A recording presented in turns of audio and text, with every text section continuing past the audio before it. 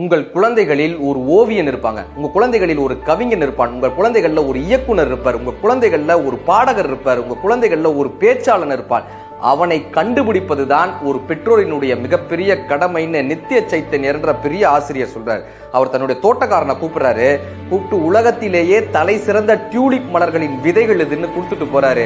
நான் ஒரு 3 மாசம் 4 மாசம் ஒரு கான்ஃபரன்ஸ்க்காக போறேன்ப்பா, நான் போயிட்டு வர்றதுக்குள்ள இது இப்படியெல்லாம் பயிரிடணும்பான்னு சொல்லி கொடுத்துட்டு போறாரு.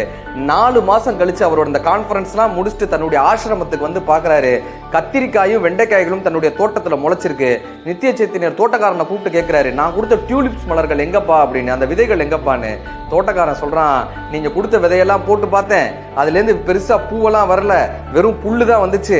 நான் எல்லாத்தையும் பிடுங்கி போட்டுட்டு தோட்டத்துக்கு பயன்படுமேன்னு கத்திரிக்காய்களையும் வெண்டைக்காய்களையும் பயிரிட்டேன். இப்ப இந்த தோட்டத்திற்கான சாம்பாருக்கு அது பயன்படுறது இல்லையான்னு தோட்டக்காரன் கேட்கிறாங்க.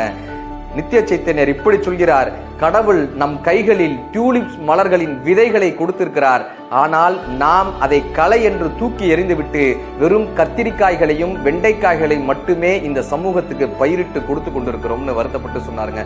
உங்கள் குழந்தைகளிடம் இருக்கக்கூடிய டியூலிப்ஸ் மலர்களை கண்டுபிடியுங்கள்.